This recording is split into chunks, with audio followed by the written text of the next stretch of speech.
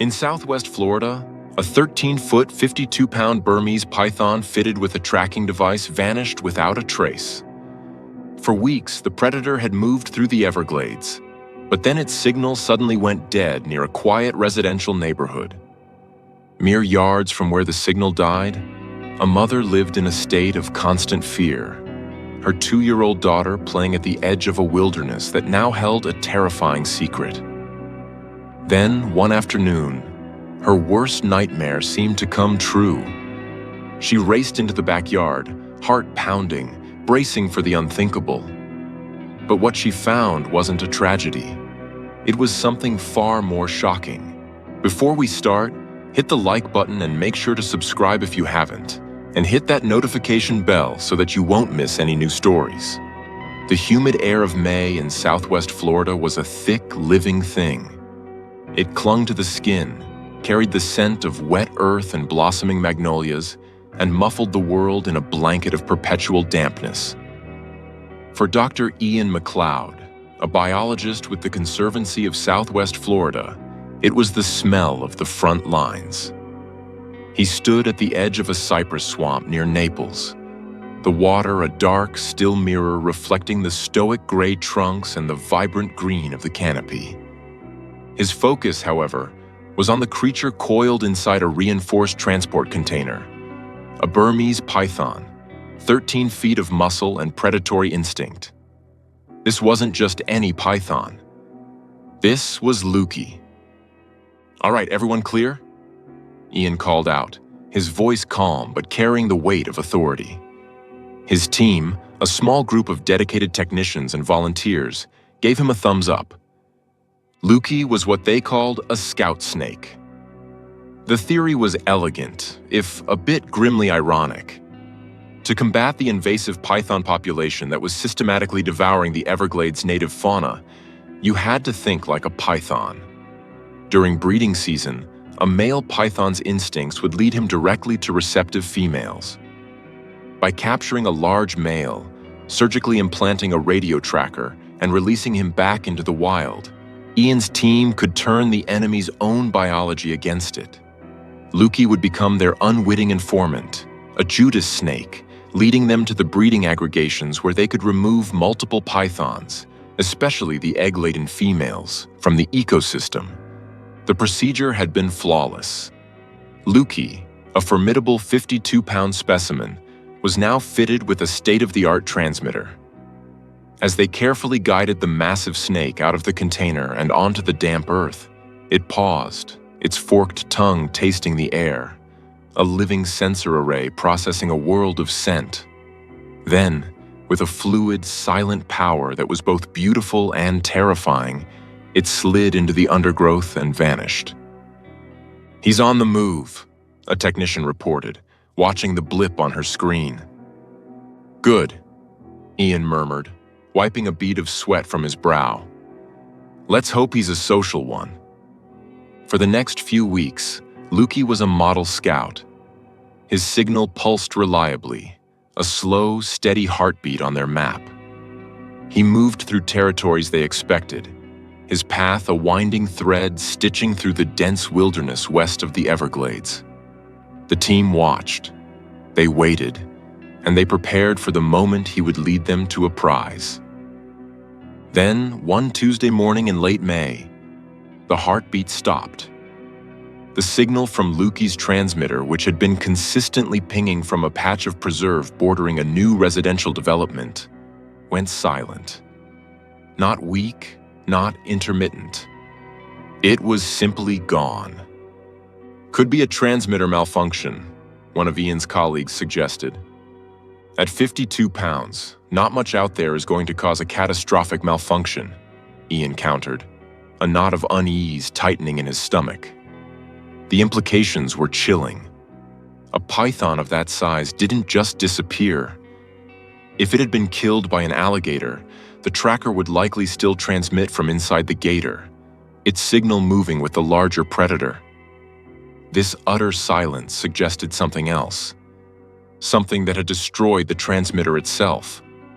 The last transmission placed Lukey alarmingly close to the backyards of the Oak Creek estates, a quiet community carved out of the pinelands.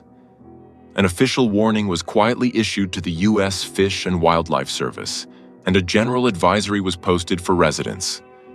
Be aware of your surroundings, it read. Keep pets indoors. Supervise small children. For Sarah Connolly, that advisory felt less like a suggestion and more like a personal threat. Sarah had moved to the house in Oak Creek with her husband Michael 2 years ago. It was his dream home, backing right up to the untamed beauty of the preserve. He had loved the view from their lanai, the chorus of frogs at night, the occasional glimpse of a deer at the tree line. It's the real Florida, Sarah, he'd say, his arm around her. Wild and beautiful. 6 months ago, a sudden heart attack had stolen Michael from her, leaving Sarah alone to navigate his dream with their 2-year-old daughter, Lily. The wild beauty he had cherished now felt menacing. The rustle in the bushes wasn't a rabbit, it was a potential threat.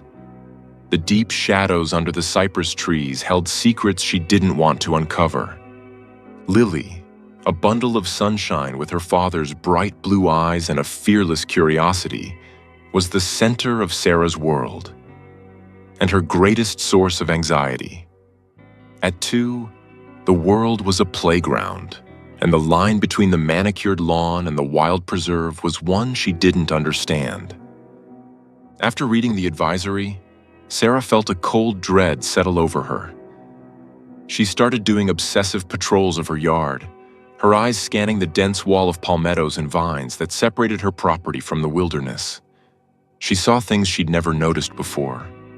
A patch of grass near the fence that looked oddly flattened, the way the birds would sometimes erupt from a patch of bushes in a panicked flurry. She called the number on the advisory. The voice on the other end at the Fish and Wildlife Service was professional but distant. Yes, ma'am, we're aware of the situation. A large, tagged python is unaccounted for in your area. The best advice is to maintain a safe distance. Keep a very close eye on your child when outdoors. If you see anything, do not approach it. Call us immediately. Keep a close eye on her? Sarah had wanted to scream. She's 2. She can disappear in the time it takes to blink. The fear became a constant, unwelcome companion. It sat with her as she ate breakfast. It followed her as she pushed Lily on the swing set, and it lay beside her in the 2-empty bed at night. The wild beauty Michael had loved now felt like a predator, waiting patiently just beyond the fence line. A few days later, the Florida heat and humidity conspired to create a particularly oppressive afternoon. The air was thick and still, promising a thunderstorm that refused to break. Lily was napping, and Sarah, desperate for a moment of normalcy, decided to tackle the mountain of laundry that had accumulated. She loaded the washer in the garage, the rhythmic sloshing of the machine a small comfort in the suffocating silence of the house. She was folding a tiny pair of Lily's overalls when she realized the baby monitor on the counter was silent. Too silent. The soft, rhythmic breathing she was used to hearing was gone. A prickle of unease turned into a jolt of pure adrenaline. She raced to Lily's room. The crib was empty. The back door, which she was certain she had locked, was slightly ajar. "Lily?" she called, her voice tight with rising panic. No answer. "Lily!" she screamed, her heart hammering against her ribs like a trapped bird. She burst out the back door and onto the lanai, her eyes scanning the yard in a desperate sweep. The swing set was empty. The sandbox was undisturbed. Her gaze flew to the fence, to the dark, tangled edge of the preserve. Oh God, no. And then she saw her. Lily was standing not 20 feet from the fence, perfectly still. She was dressed in her little pink sunsuit, her back to Sarah. She wasn't crying or moving. She was just looking. Her small arm was raised, her finger pointing at something in the grass just ahead of her. A wave of relief so powerful it made Sarah's knees weak washed over her. She took a step forward, a scolding word on her lips, but it died in her throat. Her eyes followed the line of Lily's pointing finger. There, no more than 10 feet from her daughter, lay the source of her deepest fears. It was a snake, coiled in the grass. But it wasn't just a snake. It was a monster. Its body was as thick as Sarah's thigh, its patterned skin of brown and tan a camouflage that had rendered it nearly invisible. It was massive, a river of muscle that seemed to go on forever. Sarah's breath caught. Her mind, paralyzed by terror, could only process one thought. It's not moving. She scooped Lily into her arms, her body trembling uncontrollably. Lily, safe against her mother's chest, just looked back at the snake and said, "Shh, snake sweepy." Sarah backed away slowly, her eyes locked on the python. It remained utterly, unnaturally still. Once inside, with the door securely bolted, she sank to the floor, holding her daughter so tightly Lily began to squirm. She couldn't stop shaking. She had come within seconds, within a few feet, of living her worst nightmare. The image of Lily standing so close to that beast was burned into her memory. After her trembling subsided enough to use her phone, she called the Fish and Wildlife Service. This time, there was no calm professionalism in her voice. It was the raw, ragged cry of a terrified mother. Within the hour, 2 trucks pulled up to her house. Ian McLeod was in the first one. He had been coordinating the search from a mobile command post a few miles away, and Sarah's address was right in the center of their highest priority zone. He listened to her frantic story, his expression grim. "Show me where," he said gently. Sarah, holding Lily tightly, pointed through the glass of the back door. Ian and his partner moved into the backyard with a cautious, practiced skill, carrying long poles with hooks on the end. They approached the snake from opposite sides, expecting it to be dormant, perhaps digesting a meal. Ian got close enough to see the distinctive pattern and the sheer girth of the animal. "That's him," he said quietly to his partner. "That's Lukey." He nudged the snake's tail with the pole. Nothing. He nudged it again, harder. The massive coil didn't even twitch. It was then that Ian noticed something was wrong. The position was unnatural. Part of the snake's midsection was covered with hastily scraped dirt and leaves, as if something had tried to bury it. And the head...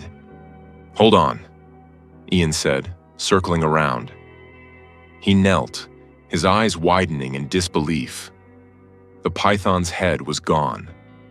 Not just bitten, but completely severed from the body, the wound shockingly clean.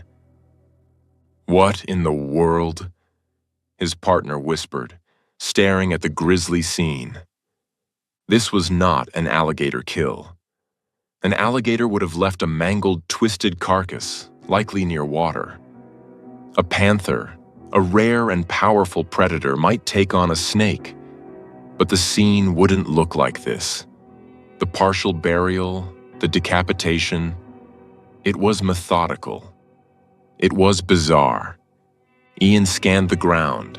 The grass was trampled, but the soft, sandy soil told a story. He saw tracks, but they weren't what he expected.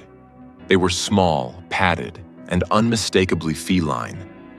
But they were too small for a panther. "Get David on the phone," Ian said, his mind racing. "Tell him we've got something he needs to see." David Boone was a man who seemed to be carved from the same ancient wood as the Florida pines he loved. He was in his late 60s, with a face weathered by sun and time, and eyes that saw more in the woods than most people saw in a lifetime. He was a wildcat expert, But his knowledge was older and deeper than academic titles. He was a tracker, a naturalist, a man who spoke the language of the wilderness. He'd spent his life documenting the state's most elusive predators, particularly the Florida panther and the bobcat. He arrived an hour later, his old pickup truck crunching on the gravel of Sarah's driveway. He didn't say much, just nodded at Ian and walked into the backyard. He knelt by the dead python for a long time, his fingers gently probing the soil around the carcass, his eyes scanning every blade of grass, every disturbed leaf. "Alligator didn't do this," he said, his voice a low rumble. "Gator's a thrasher. This is a cutter." "A panther?" Ian prompted. David shook his head slowly. "Panther kill would be messier, more powerful. They'd break the spine, crush the skull. This is different. Precise." He pointed to the tracks Ian had seen.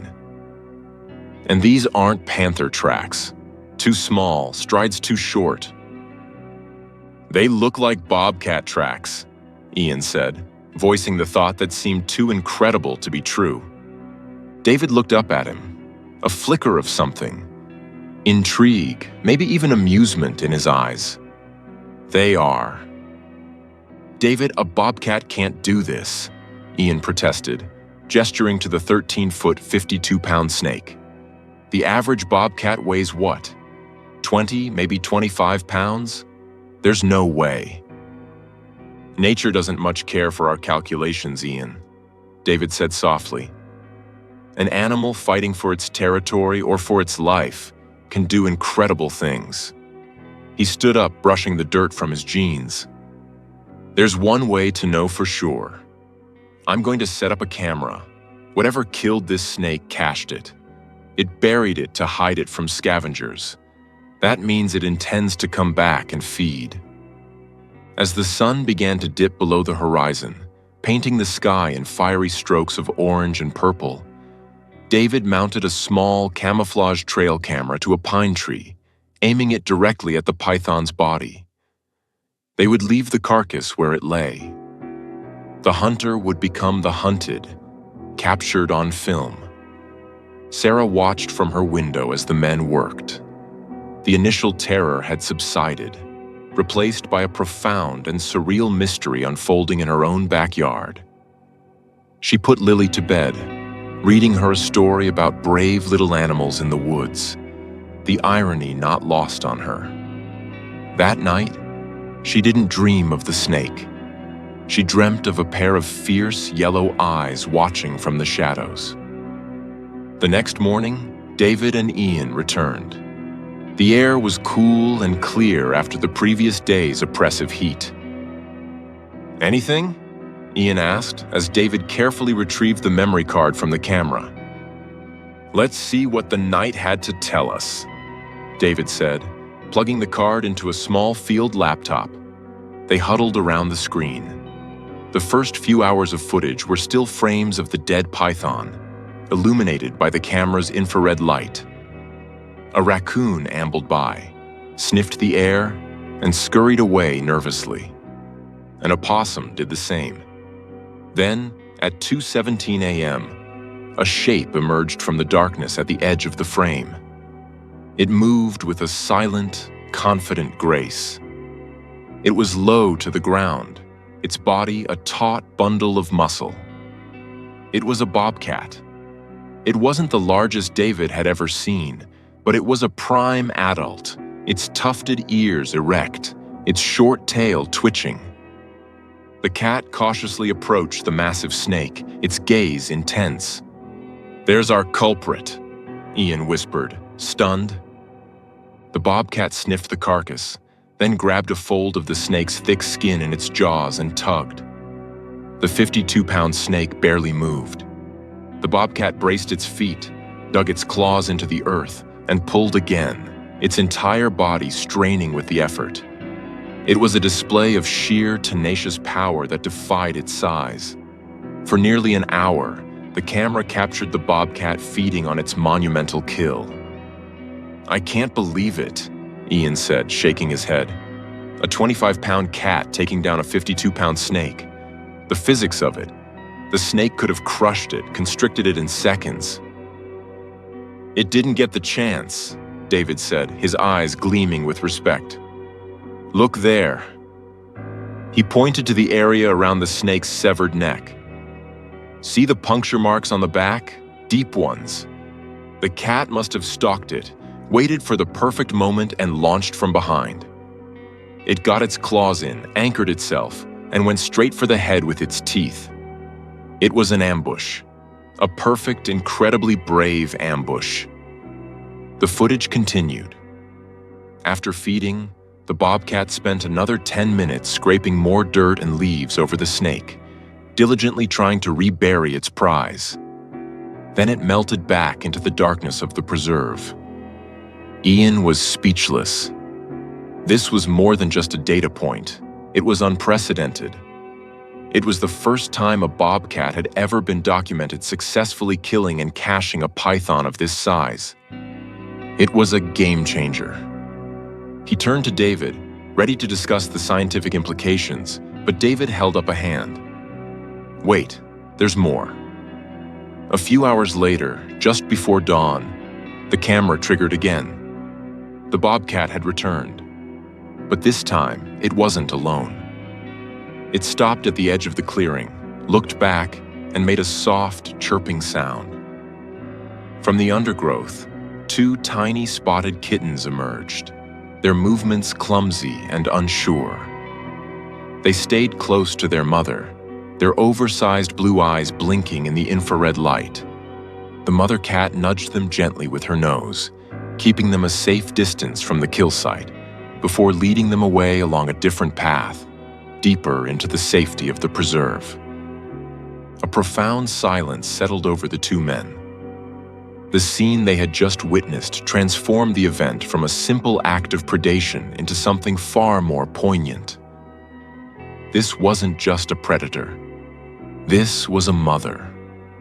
A mother who had faced down a monster more than twice her size, not just for a meal, but to protect her territory, to eliminate a threat to her young. Sarah, watching from her door, saw the looks on their faces. Ian walked over to her, his expression a mixture of awe and relief. He explained everything they had seen on the camera. The lone hunter, the impossible kill, the evidence of a mother protecting her den. As Sarah listened, the fear that had held her captive for months finally began to recede. The image of the monstrous snake was replaced by a new one. A wildcat mother, fierce and brave, standing guard in the dark. The preserve behind her house, which had become a symbol of her deepest anxieties, suddenly looked different. It was no longer just a place of hidden dangers, but a place of incredible strength, of resilience, of a mother's unyielding love. She had been terrified for her child, while just yards away, another mother had been fighting the very same battle for the very same reason. A 25-pound cat taking down a 52-pound snake, Ian said, echoing his earlier disbelief, but with a new tone of reverence. That's a win for the home team, a big one. He explained that this was a sign, a small but powerful indication that the native ecosystem, after decades of being battered by invasive species, was starting to fight back. Nature is adapting, he finished, the word feeling inadequate for what they had witnessed. That evening, Sarah sat on her lanai with Lily, who was busy arranging pebbles on the patio. The sun was setting, casting a warm, golden glow over the yard. The oppressive humidity was gone, replaced by a gentle, fragrant breeze. For the first time since Michael's death, a sense of peace settled over her. She felt his presence not in the sorrow of his absence, but in the enduring beauty of the wild place he had loved so much. He had seen its strength all along. Her eyes drifted to the tree line where the bobcat had disappeared. She thought of that small, fierce protector and her 2 kittens, safe in their den. In the vast, complicated tapestry of the wild, A thread of understanding now connected her to that world. A shared instinct, a common purpose that transcended species. To protect one's young, to defend one's home. As twilight deepened, she thought she saw a flicker of movement in the shadows, a pair of eyes that seemed to glow for a moment before vanishing. She wasn't afraid. She pulled Lily onto her lap, hugged her close, and whispered, "Your daddy was right, sweetie. It really is wild and beautiful." And in the heart of the preserve, a native mother was teaching her young the ancient rules of survival, unknowingly giving a human mother the gift of hope, and proving that even in the face of a monstrous invasion, the fierce, resilient spirit of home would always, always fight back.